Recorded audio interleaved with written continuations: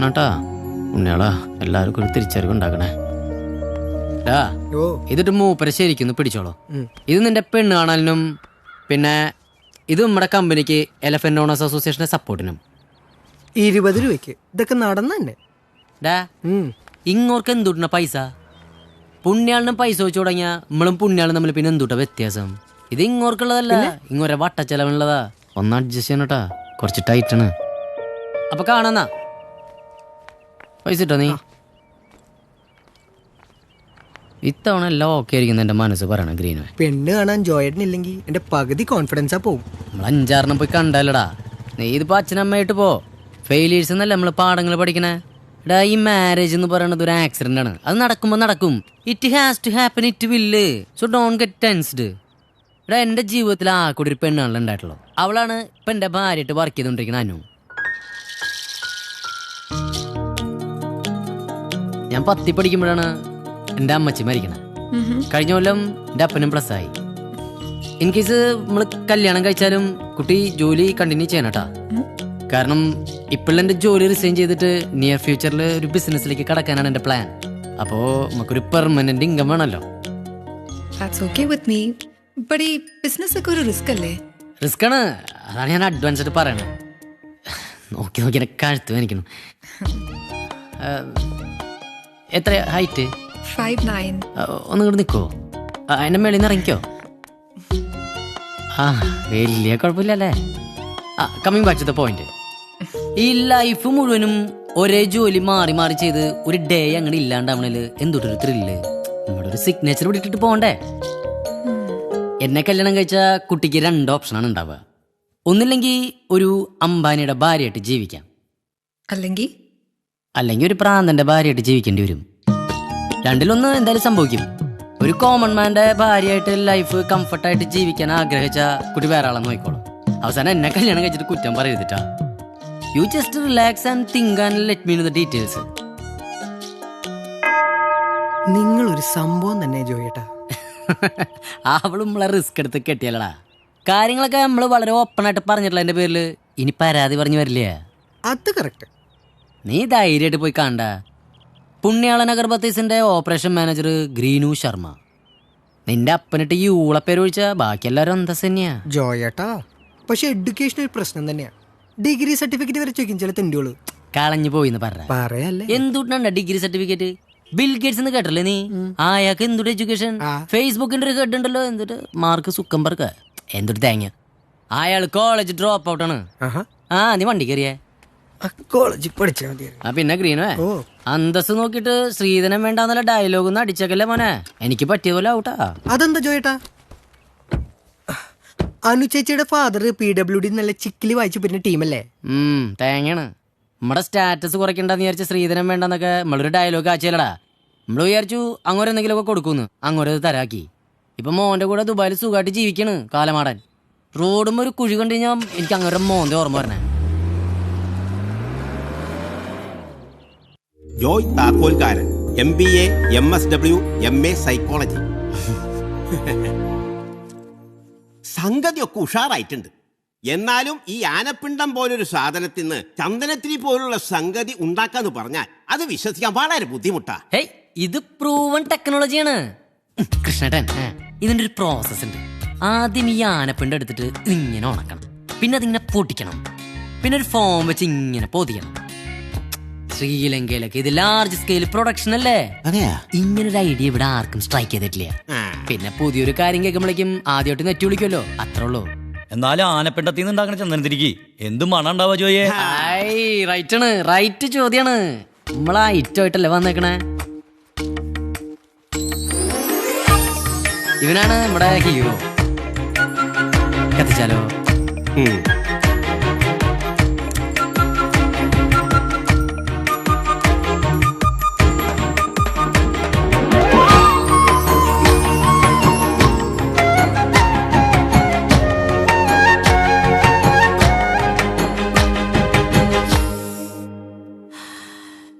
സംഗതി കൊള്ളാലോ.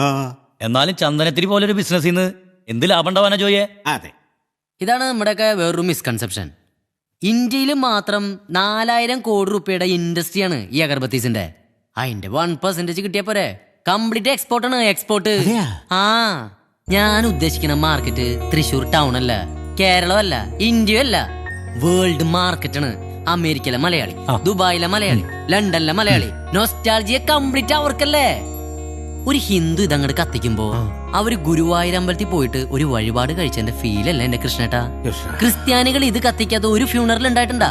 മുസ്ലിങ്ങളുടെ അവരുടെ റിലീജിയന്റെ ഭാഗം തന്നെയാണ് ഈ ചന്ദനത്തിരി. അറിയോ കൃഷ്ണേട്ടന്? നിങ്ങളുടെ കാശൊന്നും ഞാൻ ചോദിച്ചില്ലല്ലോ. നിങ്ങളുടെ ആനോളുടെ ആ പിണ്ടം, അതും ആ ദേവസ്വത്തിന്റെ കേസ് തീർന്നവരെ മാത്രമേ ഉള്ളൂ.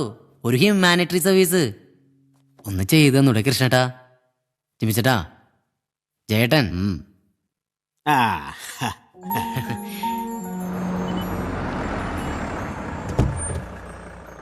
അതേരാ, ഇതിലിപ്പോ എന്തുട്ടത്ര ആലോചിക്കാൻ? അടുത്ത കൊല്ലം പൂരത്തിന് കാട്ടാളൻ താമസിന് തെക്കോട്ടിറക്കത്തിന് ഉണ്ടാവും. അതൊരു തീരുമാന. ആ ഞാൻ അതേ ജയന്റെ അടുത്തെത്തി. എന്നിട്ട് എന്ത് പറഞ്ഞു? നിങ്ങളുടെ ലെറ്റർ കേട്ടില് ഒരു കൺസെന്റ് എഴുതി തന്നാ മതി, കോടതിയിൽ അത് ഗുണാവും. മായിട്ടെന്നാ ശരി എന്നാ കാണപ്പോ. ഓക്കെ. അതിന്റെ ഇടയ്ക്ക് ആരൻ്റെ 60 പറഞ്ഞേ? പാകിസ്ഥാനിൽ നിന്ന് ചോദിച്ചിട്ട് കൊടുത്തില്ലേ ഞാൻ? എന്നാ 60 കൊടുക്കും ഞാൻ. ആന എനിക്ക് വേണം. നീ ആ സാധനം വെച്ചേ. നോക്കിയോളൂ കേട്ടോ. ആ ശരി ശരി. ആ തോമസ് ഏട്ടാ, 10 മണിക്ക് വരാന്നുണ്ട്. ഇപ്പോഴാണ് വരണേ? ആ പോയതാ പുണ്യാളം ജോയിലടാ. അതെ, തോമസ് ഏട്ടൻ അറിയാവനെ? ജാതി പുല്ലേട്ടാ, നോക്കിയേ.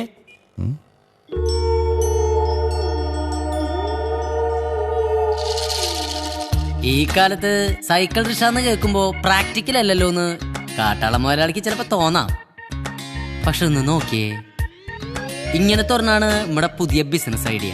യാത്രക്കാർക്ക് ഇരിക്കാൻ നല്ല ടോപ്പ് കുഷ്യനുള്ള സീറ്റ്, വായിക്കാൻ മാഗസിൻസ്, പിന്നെ സോഫ്റ്റ് ഡ്രിങ്ക്സ്. പക്ഷെ അതിന് എക്സ്ട്രാ വേറെ പേ ചെയ്യണട്ടാ. ഇതാണ് നമ്മുടെ കാട്ടാളൻ റിക്ഷാസ്. ഒരു ഓട്ടോറിക്ഷനെ വെച്ച് കമ്പയർ ചെയ്യുമ്പോ എന്തൊക്കെ ഫെസിലിറ്റീസാണ് നമ്മൾ കൊടുക്കണേ. ഇതൊന്നും ശരിയാവില്ലേ? നീ ഇത് കൊണ്ടുപോയ മോനെ.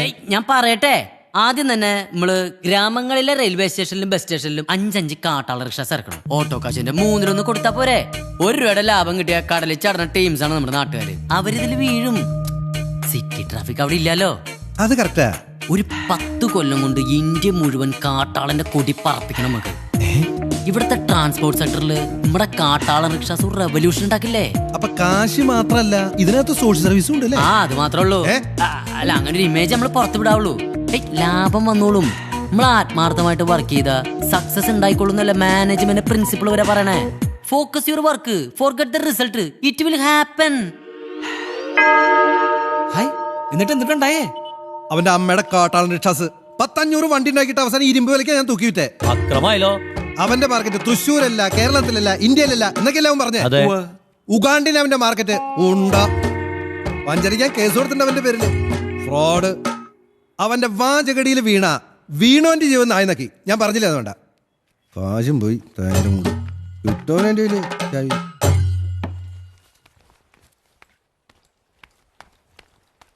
അനു, ഡേയ് ജോയ്, നീ ഇവിടെ ഇരിക്കുക.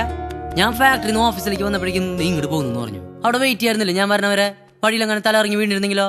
അത്രക്കൊന്നും ഇല്ല. ഈ സമയത്ത് റെസ്റ്റ് വേണ്ടേ? കാലൊക്കെ വെച്ചോ? എന്നാലും ഇത് ഭയങ്കര സർപ്രൈസ് ആയി പോയിട്ടാ. എന്നതാ? ഒരു സർപ്രൈസ് ഇങ്ങോട്ട് തരുമ്പോ വേറൊരു സർപ്രൈസ് അങ്ങനുണ്ട്. ജോയ് എന്നേക്ക് പറയുന്നേ? Congratulation, celebration, imagination. അല്ല, ഇയാൾക്ക് ഇപ്പൊ എന്താ പ്രശ്നം? അതൊക്കെ പറയാം, നീ ആദ്യം മധുരം കഴിക്കേ. 1 മന്തായി ഞാൻ നോട്ട് ചെയ്യണ നിന്റെ മോന്തയ്ക്കൊരു പെയിൽനെസ് ഇട്ടാ. ഈ ഒരു ഡേക്ക് വേണ്ടിട്ട് എത്ര നാളായി ഞാൻ കാത്തിരിക്കണമെന്നറിയോ? ഒരു കുഞ്ഞിക്കാല് കാണാൻ. നീ കഴിക്കേ. അയ്യടാ, ആ പൂതി അങ്ങ് മനസ്സിൽ വെച്ചാ മതി. കുഞ്ഞിക്കാല കാണാൻ വന്നേക്കുന്നു. അപ്പൊ നീ പ്രഗ്നന്റ് ആയിട്ടല്ലേ തല ചുറ്റി വീണേ? നീ ഛർദിച്ചു എന്ന് പറഞ്ഞല്ലോ കൂടെ വർക്കണ ഗർഭിണി പെണ്ണ്. 2 ദിവസമായിട്ട് 18 മണിക്കൂർ വെച്ചിട്ടാ ഞാൻ അവിടെ ഓഫീസിൽ ജോലി ചെയ്യുന്നത്. കൂടാതെ മന്ത്ലി ടാർഗറ്റ്സിന്റെ പ്രഷർ വേറെ. ജോയ്ക്ക് ഇത് വല്ലതും അറിയണോ? അത്ര ഉള്ളൂ? ഞാൻ വെറുതെ കൊറേ സ്വപ്നം കണ്ടുപിടിയായി. അത്ര ഉള്ളൂ എന്നാ? ഞാൻ തലയിറങ്ങി വിടാൻ നിങ്ങൾക്ക് അത്ര ഉള്ളൂ? കുഞ്ഞിക്കാല് കാണണം അത്രേ. ഇനി ഈ പ്രോബ്ലംസിന്റെ ഇടയിൽ കൂടെ ഒരു കുട്ടിയും കൂടെ കൊണ്ടുവരാത്തതിന്റെ കുറവേ ഉള്ളൂ. ആ റിസ്ക് എന്തായാലും ഞാൻ എടുക്കില്ല. എടുക്കണമെങ്കിൽ ഉണ്ടോ? ഞാൻ വിചാരിച്ചു 2 മാസമായിട്ടൊന്നും നടന്നിട്ടില്ല. നീ ഇത് കഴിക്കേ, എന്തായാലും മേടിച്ചല്ലേ. എന്തായിരുന്നു എന്നെ പെണ്ണ് കാണാൻ വന്ന സമയത്ത് പറഞ്ഞേ? ഒന്നുകിൽ അംബാനിയുടെ ഭാര്യ അല്ലെങ്കിൽ പ്രാന്തന്റെ ഭാര്യ. അത് കഴിഞ്ഞിട്ട് മതി കൂട്ടി. മതി.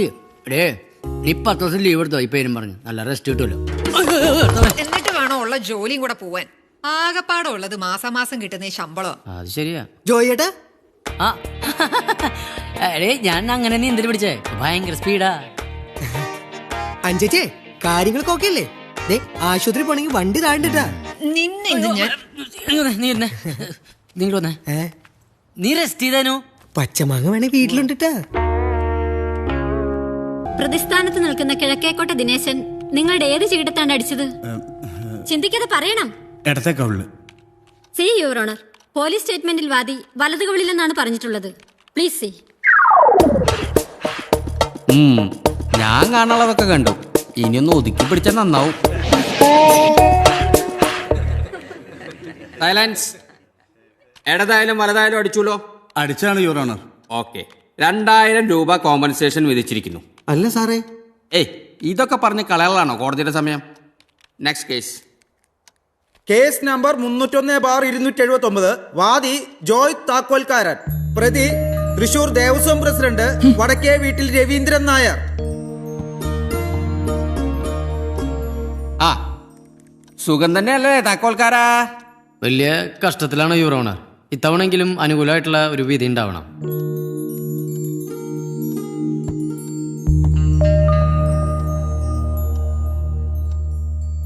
യുവർ ഓണർ, 2 വർഷം മുമ്പ് എന്റെ കക്ഷി ജോയ് താക്കോൽക്കാരന് ദേവസ്വത്തിന് ആവശ്യാനുസരണം ആനപ്പിണ്ടം എടുത്തോളാൻ പറഞ്ഞിട്ട് അന്നത്തെ കമ്മിറ്റി നൽകിയ പെർമിഷൻ ഓർഡറാണിത്.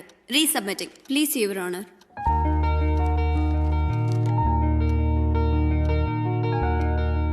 ഈ പെർമിഷന്റെ പിൻബലത്തിൽ സാമാന്യം വലിയൊരു തുക ബാങ്ക് ലോണിന്റെ സഹായത്തോടുകൂടി എന്റെ കക്ഷി ജോയ് പുണ്യാളൻ അഗർബത്തീസ് ഉൽപ്പാദിപ്പിക്കാനായി ഫാക്ടറി പുതുക്കി പണിതു. അതിനുശേഷം വന്ന കമ്മിറ്റി പ്രത്യേകിച്ച് ഒരു കാരണവും കൂടാതെയാണ് പെർമിഷൻ റദ്ദാക്കിയത്. കാരണമുണ്ടോ യുവർ ഓണർ? അതെന്താ? പുണ്യാളൻ അഗർബത്തീസ് ഉണ്ടാക്കാൻ ഒരു മാപ്പിള ദേവസ്വത്തിന് ആനപ്പിണ്ടം കൊണ്ടുപോണത് ദൈവത്തിന് ഇഷ്ടപ്പെടില്ല. Who told you that? തന്നടുത്ത് ദൈവം എന്ന് പറഞ്ഞ കോടതിയിൽ മതം കൊണ്ടുവരല പ്രസിഡന്റ്. ഇത് ദൈവമൊന്നുമല്ല. ഈ നിൽക്കുന്ന ദേവസ്വം പ്രസിഡന്റ് രവിയേട്ടനാണ്. എന്റെ പുണ്യാളൻ അഗർബത്തീസിന് ഇത്ര പോന്നപ്പോ ആര വെക്കണേ? ബാങ്കിൽ നിന്ന് ജപ്തി നോട്ടീസ് വന്നു. അതൊന്ന് മാറ്റി വെക്കാൻ പറ്റ പാടറിയോ? ഞാൻ ഇതിന് മാത്രം എന്തുട്ടി തെറ്റാ ചെയ്തേ? കഴിഞ്ഞ 1.5 കൊല്ലായി ഈ കേസ് അങ്ങോട്ട് ഇങ്ങോട്ട് തട്ടി കളിക്കണം. ഇന്ന് എനിക്കൊരു ഉത്തരം കിട്ടണം, അല്ലെങ്കിൽ ഈ ഉത്തരത്തിന് ഞാൻ കെട്ടി തൂച്ചാവും. ഇവിടെ ഇവിടെ അല്ല, outside. Back to the point. ഒരു ഇമീഡിയറ്റ് ഡേറ്റിൽ എന്റെ കക്ഷിക്ക് ദേവസ്വത്തിന് ആനപ്പിണ്ടം എടുക്കാനുള്ള വിധി ഉണ്ടാവണം യുവർ ഓണർ. അതല്ലെങ്കിൽ തത്തുല്യമായൊരു നഷ്ടപരിഹാരം ദേവസ്വത്തിന്റെ ഭാഗത്തു നിന്ന് ഇദ്ദേഹത്തിന് കൈമാറാനായി ഉത്തരവുണ്ടാവാൻ താഴ്മയായി അപേക്ഷിക്കുന്നു. ഒബ്ജെക്ഷൻ. വെറുതെ ഒബ്ജക്റ്റ് ചെയ്തിട്ട് കാര്യമില്ലല്ലോ. പോയിന്റ് അല്ലേ ഇവര് പറയണേ? സംഭവം ഈ പഴയ ലെറ്റർ ദേവസ്വം ബോർഡിന്റെ തന്നെയല്ലേ? ഇത് പറയുന്ന പോലെ ഇയാൾക്ക് ആനപ്പിണ്ടം കൊടുക്കാൻ പറ്റിയില്ലെങ്കിൽ ഉണ്ടാവുന്ന നഷ്ടത്തിന്റെ കോമ്പൻസേഷൻ കൊടുക്കാൻ ദേവസ്വം ബോർഡ് തയ്യാറാണോ? എന്റെ പട്ടി കൊടുക്കും. ആഹാ, കോടതിയോടെ അഹങ്കാരം. തന്റെ പട്ടി കൊടുക്കണ്ട, ആന കൊടുത്താ മതി. അടുത്ത മാസം 5-ാം തീയതിക്ക് മുൻപേ ആദ്യത്തെ ലോഡ് ആനപ്പിണ്ടം ജോയ് താക്കോൽക്കാരന് കൈമാറാൻ ഇതോടെ ഈ കോടതി ഉത്തരവിടുന്നു.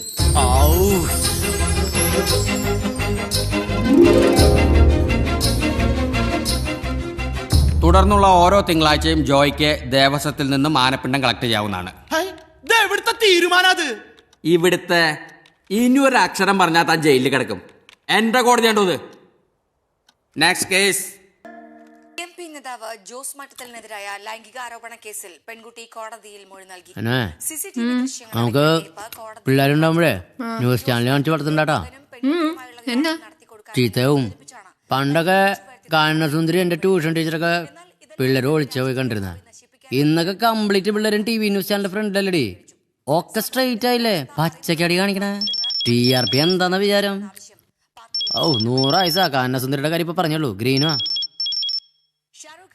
ഗ്രീനുവേ ഓ സൂക്ഷിച്ചു പോന്നാ മതി. കഴിക്കാൻ പോലും നിന്ന് നിർത്തണ്ടേട്ടാ.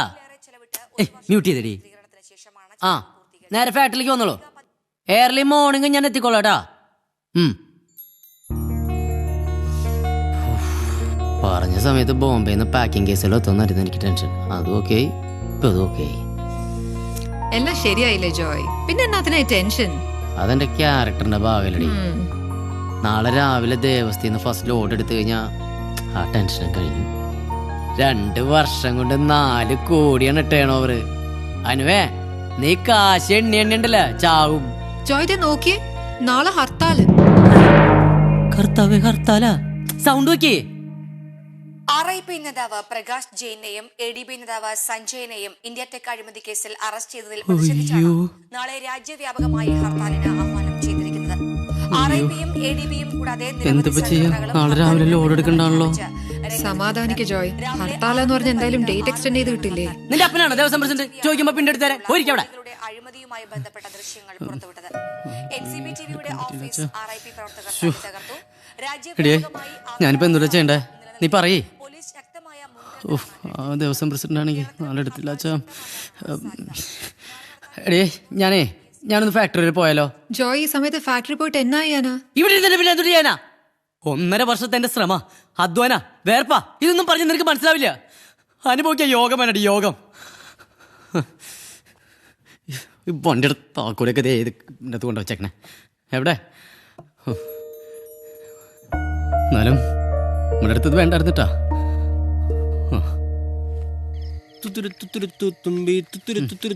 ഇവനെ ഒന്ന് പാട്ട് നിർത്തും അഭയാ. ശരി, ഇപ്പൊ ഞാൻ പാടിയതായ എന്റെ തുത്തുരിപ്പിച്ച് ചവിട്ടി ഓടിക്കും ഞാൻ. ജോയേട്ടാ സ്ട്രോങ് ഹർത്താലാവുന്ന പറയണേ, പുലിവലാവോ? അതിനിപ്പോ ഞാനെന്താ വേണ്ടേ? ചാവണോ? അതേ വണ്ടിയെ പോലെ ഞാനും മെഷീനല്ല പറഞ്ഞേ. പാട്ടി ഹർത്താലായ വണ്ടി ആണെങ്കിലേ നമ്മളാണെങ്കിലേ ഏട്ടാ ഉള്ള കടപ്പാടം പണയം വെച്ചെടുത്ത വണ്ടിയാ. ഇതുമ്പോ തൊട്ട് കളിച്ചുള്ള കേസൊന്നുമില്ലേ. പിണ്ടുണ്ടായിരുന്നു എന്റെ വായിൽ കുത്തിക്കറ്റ് വെക്കാറുന്നു. ജോയേട്ടാ ആ പ്രസിഡന്റിനെ ഒന്ന് വിളിച്ചു നോക്കിയാലോ? എന്തിന്? അത് വേണടാ. വിളിക്ക്. എന്താ ആളുടെ സ്റ്റാൻഡ് എന്നറിയാലോ. എന്നല്ലേ നമുക്ക് എന്തെങ്കിലും തീരുമാനം എടുക്കാൻ പറ്റൂ.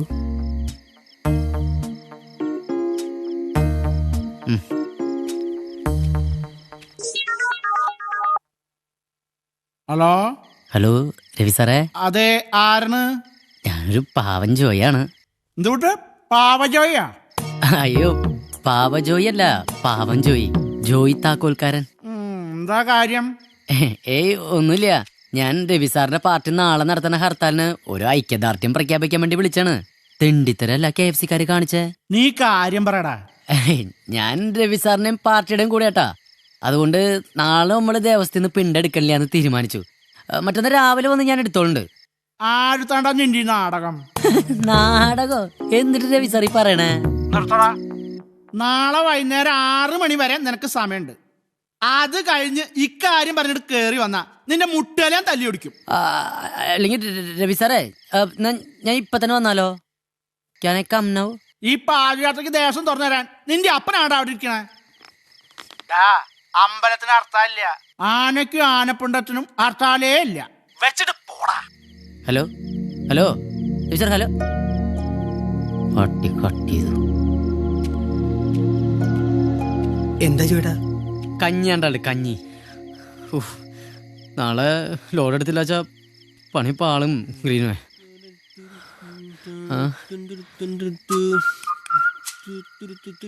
ഈ തുത്തുരുത്തിൻ്റെ വിചാരിച്ചാല് ഇനി എന്തെങ്കിലും നടക്കുള്ളൂ.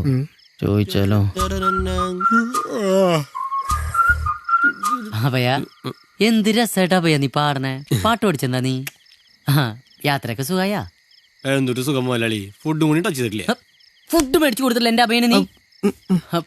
അതൊന്നും സാരില്ലടാ, ഞാനും കഴിച്ചിട്ടില്ല. നമുക്കിന്ന് ഒരുമിച്ച് കഴിക്കാട്ടാ. വേണ്ട മുതലാളി, ഞാൻ വീട്ടിൽ പോയിട്ട് അമ്മയുടെ കൂടെ കഴിച്ചോളാം. നാളെ ഹർത്താലൊക്കെ അല്ലേ, വണ്ടി എടുക്കണ്ടല്ലോ. എന്നിട്ടാണ് കൊച്ചു പിള്ളേരെ പോലെ വണ്ടി എടുക്കണ്ടെന്നൊക്കെ. നിങ്ങൾ വന്നേ. അഭയാ, നിന്റെ ഈ ജോയേട്ടൻ ലൈഫിൻ്റെ ഒരു നിർണായക ഘട്ടത്തിലൂടെ സഞ്ചരിച്ചുകൊണ്ടിരിക്കണ്ട. നീ ഇന്ന് ഇവിടെ കിടന്ന് ഉറങ്ങിയിട്ടേ നാളെ രാവിലെ നമുക്ക് ദേവസ്ഥയിൽ പോയിട്ട് ലോഡ് എടുത്താലോ? ഞാനൊന്നുമില്ല, നിങ്ങൾ വേറെ ആരെങ്കിലും പോയി നോക്ക്. ഞാൻ ഈ രാത്രി വേറെ ആരെ പോയി നോക്കണ്ട ഭയാ. ജോയേട്ടൻ ടെൻഷൻ അടിക്കേണ്ടിരി. കോർട്ടിൽ നമുക്ക് അനുകൂലമായിട്ട് വിധി വന്നല്ലേ. ഒരു ദിവസം വൈകിയ കോർട്ടിനെ അത് പറഞ്ഞ് കൺവിൻസ് ചെയ്ത് കളയാം. 1.5 വർഷമായിട്ട് കൺവിൻസ് ചെയ്തോണ്ടിരിക്കല്ലേ ഗ്രീനെ. അഭയാ എന്നെ ഒന്ന് രക്ഷിക്കടാ, നമുക്ക് നാളെ പോവാടാ. ഇവനൊന്ന് കൺവിൻസ് ചെയ്യിക്കേ. അഭയകുമാർ എന്നല്ലേ പേര്, പിന്നെ എന്തിനാ പേടി? ഒന്ന് അഡ്ജസ്റ്റ് ചെയ്തൂടെ? ഒന്ന് രക്ഷിക്കടാ മോനെ, വേറെ ഒരു രക്ഷയില്ലാത്തോണ്ടടാ. ഒന്ന് സമ്മതിക്കും മോനെ. താങ്ക്സ് മോനെ, താങ്ക്സ്. ഇവനെന്റെ കറുത്ത മുത്തണ്ട.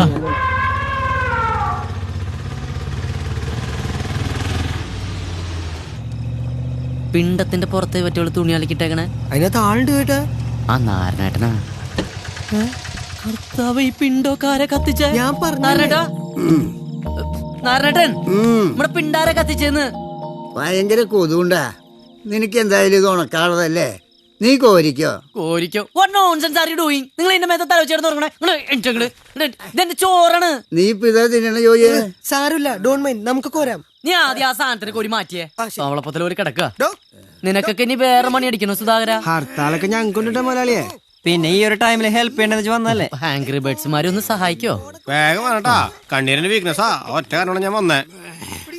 ഒന്നങ്ങോട്ട് മാറി നിന്ന് കുടിക്കോ നാരനേട്ടാ? ഹൃദയം സ്പോഞ്ച് പോലെയാണ്. ഇത് മതി നിങ്ങളെ മാറാരോഗിയാക്കാം. മാറാരോഗി ഒന്ന് മാറോ രോഗി. മുണ്ടൂരി പോണു. ആ ഞാൻ മുണ്ടൂരിക്ക് തന്നെ പോണേ. സ്വന്തമാടെ ഇരിക്കണോണ്ട് ഇരിക്കണ്. നമുക്ക് ആ പടിഞ്ഞാറക്കോട്ട് വഴി പോയല്ലോ. എന്തുട്ടിന്? നീ പുഴക്കിൽ വഴി വിട്. ഏയ് അവിടെ പാർട്ടി സ്ട്രോങ് ആണ്. ആ രവിയേട്ടൻ തണ്ടി. ഹർത്താലായിട്ട് അമ്പലത്തിലെ സെലിബ്രേഷൻ ഇവിടെ ലോഡ് നമ്മൾ എടുത്തോട്ടാ. മോന്തേ മാറി ഇന്നലെ ഫോൺ കട്ട് ചെയ്തവനാ. നീ ആ ഫോണും എടുക്ക്.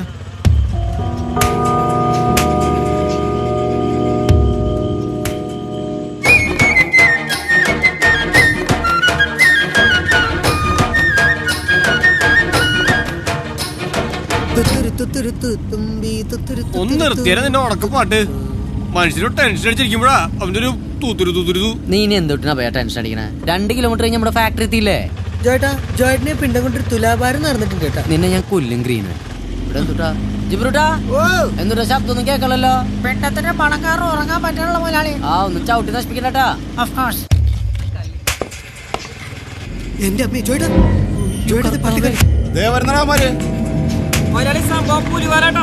അഭയ ചവിട്ടി വിട്ടോളൂ. ഞാൻ ചവിട്ടി വിടുന്നില്ല, വണ്ടി തല്ലി വിളിക്കും. ടൂൾസ് ഒക്കെ ഉണ്ടാവും മറ്റേ